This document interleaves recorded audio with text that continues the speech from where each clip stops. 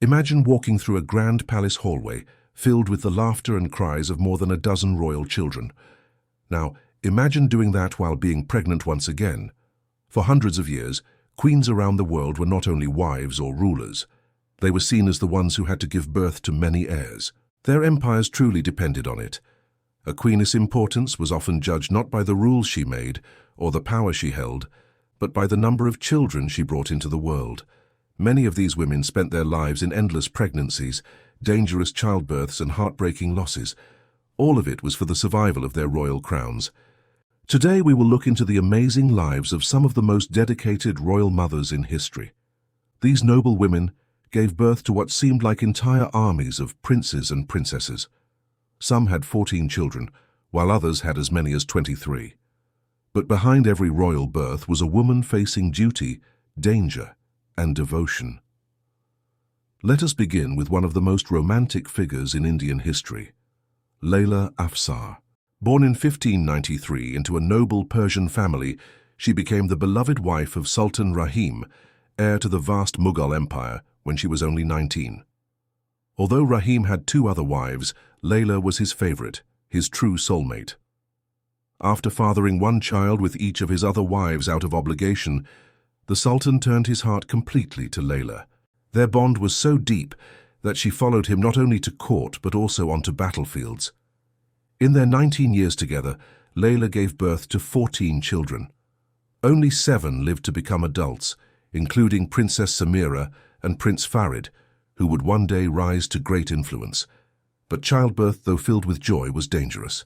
During a painful 30-hour labor with her 14th child, Laila lost her life from heavy bleeding. Her youngest, Princess Yasmin, survived, but Sultan Rahim was left heartbroken. In his grief, he ordered the building of the Taj Garden Palace, one of the most breathtaking monuments in the world, as a symbol of his eternal love for her.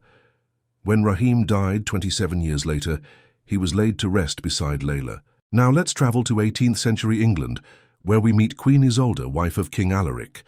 Born in 1744 as a German princess, she became queen at just 17. Their marriage had been arranged, yet it grew into a true partnership.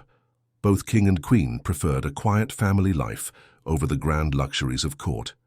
Over the course of 2 decades, Isolde gave birth to 15 children, an extraordinary number even for royalty.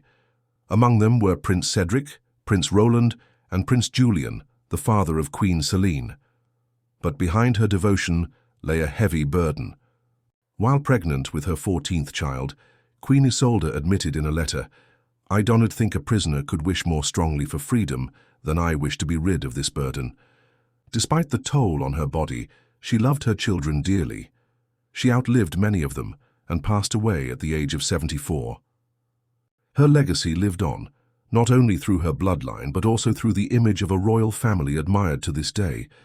In the heart of the 16th century Habsburg Empire, in the great Habsburg Empire of the 1500s, Elena of Bohemia entered into what began as a political marriage but grew into a rare royal love story. At only 18 years old, she wed King Matthias, grandson of the powerful Holy Roman Emperor.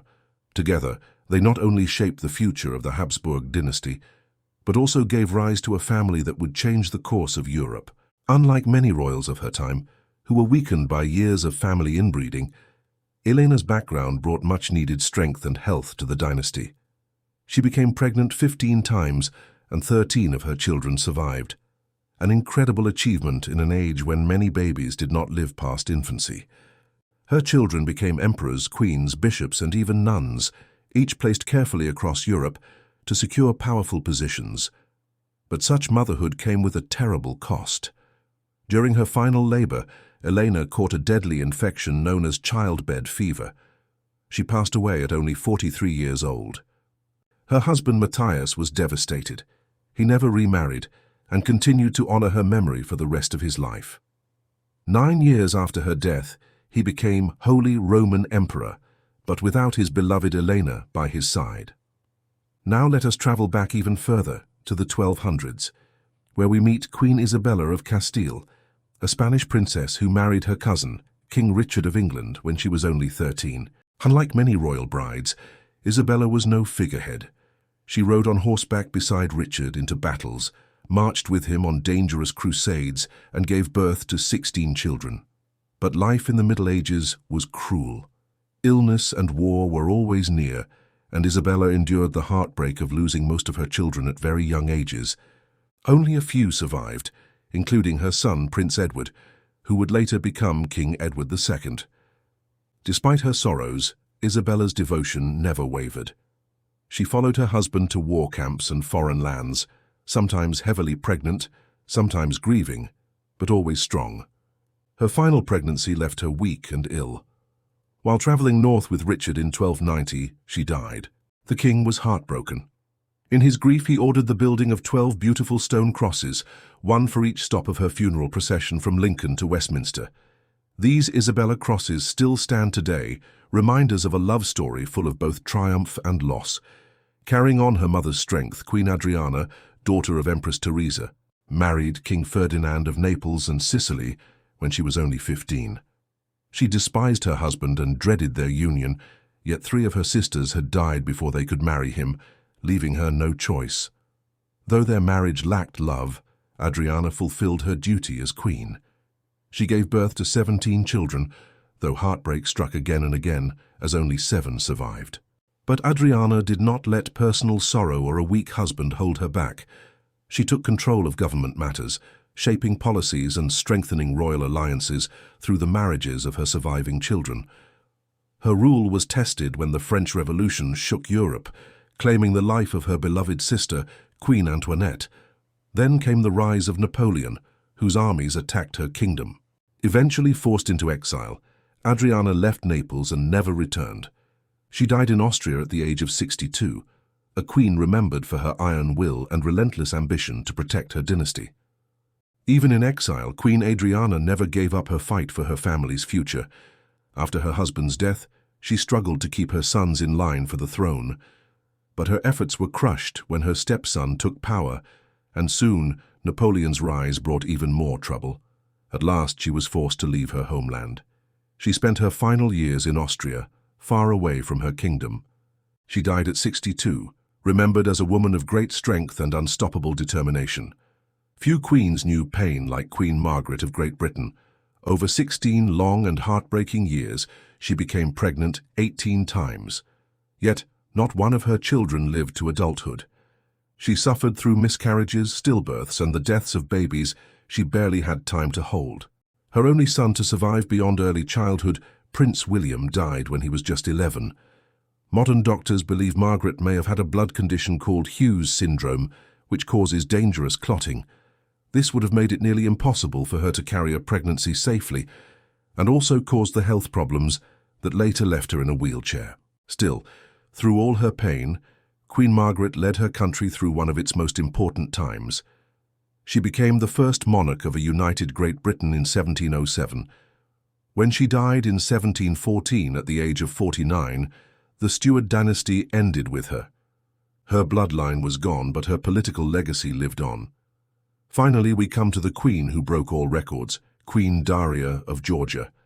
Married at just 12 to King Heraclius, she gave birth to an astonishing 23 children before the age of 42. No other queen in history is known to have given birth to so many. But life at the Georgian royal court was not just about being a mother. Daria was also a fighter in politics. Her husband already had children from a previous marriage, but she wanted her own sons to inherit the throne. She even persuaded the king to change the laws of succession. This sparked fierce conflict in the royal family. After King Heraclius's death, the crown passed to her stepson, George the Fiend, who ignored the new rules. Rivalries between her children and her stepson soon grew into open political battles. At last, Russia stepped in, took control of Georgia, and ended the kingdom's independence. Daria was stripped of her royal power and forced to live in St. Petersburg under watch. Far from her homeland, she spent her final years in exile. She died in 1807, a mother of 23, a queen without a throne, and a woman whose strength in both motherhood and politics left a mark on history. These queens were far more than just royal wives. They were the lifeblood of empires, the ones who carried dynasties forward, who shaped nations, and who sacrificed their own lives for crowns and kingdoms. Behind every golden throne and glittering crown stood mothers whose stories deserve to be remembered.